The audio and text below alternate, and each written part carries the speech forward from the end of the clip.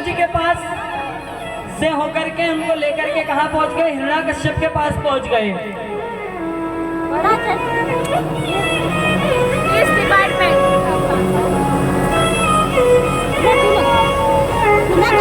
और हिरण्याकश्यप के पास पहुंच करके ब्रह्मा जी ने उससे कहा कि मैं तुम्हारी जो तपस्या कर रहा हूं ना, इससे प्रसन्न हूं।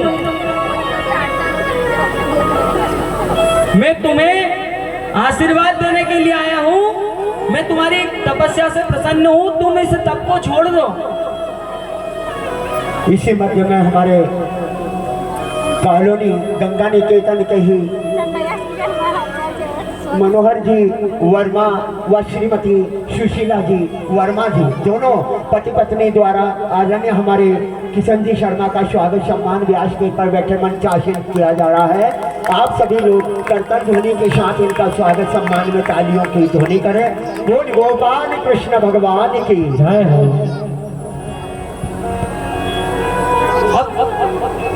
सभी ने जब प्रार्थना करी, ब्रह्मा जी उसके पास गए तो हिरण्याकश्यप ने कहा कि ब्रह्मा जी मैं ऐसे नहीं उठूंगा। मैंने जो इतना कठोर तप के लिए किया है कि आप मुझे कुछ आशीर्वाद दें। जब आप मुझे आशीर्वाद देंगे ना, तब जा करके मेरा ये तप जो मैंने किया ये पूरा होगा। बिगड़ आशीर्वाद लिए मैं उठने वाला नहीं हूँ। तो ब्रह्मा जी ने कहा कि चलो ठीक है, हम आपको आशीर्वाद दे देते हैं। मांगो, आप क्या आशीर्वाद मांगना चाहते हो? तो ये जो हिरण्याकश्यप है ना, इसने क्या भगवान से वर मांगे? पहला वर क्या मांगा कि मैं किसी भी प्राणी से ना मरूं। भगवान से मांगा कि आपके बनाए हुए किसी भी मनुष्य से, किसी भी प्राणी से मेरी मृत्यु ना हो। और दूसरा वर मांगा कि ना मैं किसी पशु से मरूं, ना किसी पक्षी से मरूं। और तीसरा मांगा कि ना तो देवता से मरूं, ना दैत्य से मरूं। और चौथा मांगा कि ना भीतर मरूं, ना बाहर मरूं। और पांचवा मांगा कि ना अस्त्र से मरूं, ना शस्त्र से मरूं, ना पृथ्वी पर मरूं, ना आकाश में मरूं। अगर आप मुझे ये वरदान देते हो तो मैं इस तपस्या से उठता हूँ। अब ब्रह्मा जी ने कहा कि हिरण्याकश्यप, तू जो वर मांग रहा है ना, ये देवताओं को, हम देवताओं को भी दुर्लभ है। देवताओं के पास भी ऐसा वरदान नहीं है।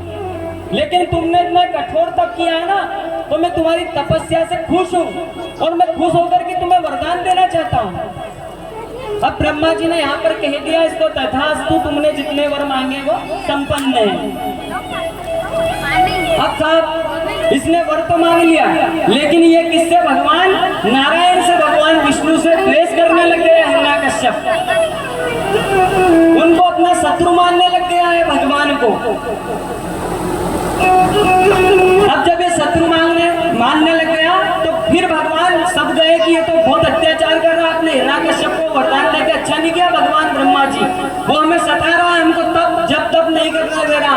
हम कहीं जब तब करने बैठते हैं तो वो तलवार लेकर के आता है, हमें परेशान करता है। हम उससे बहुत घबरा गए।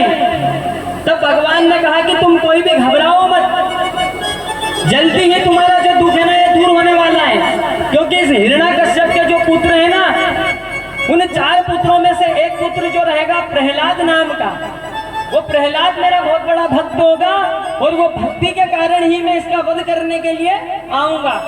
तब तक तुम उस समय का इंतजार करो। देवताओं ने सभी ने प्रणाम कर लिया नारायण भगवान को।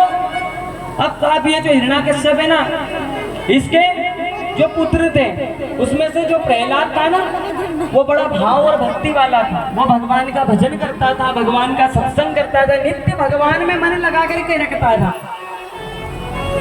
अब ये दिन भर सिर्फ भगवान हरि ओम श्रीमन नारायण नारायण ऐसे ही जब करता रहता था। अब इसके जो पिताजी है ना, वो इससे परेशान हो गए।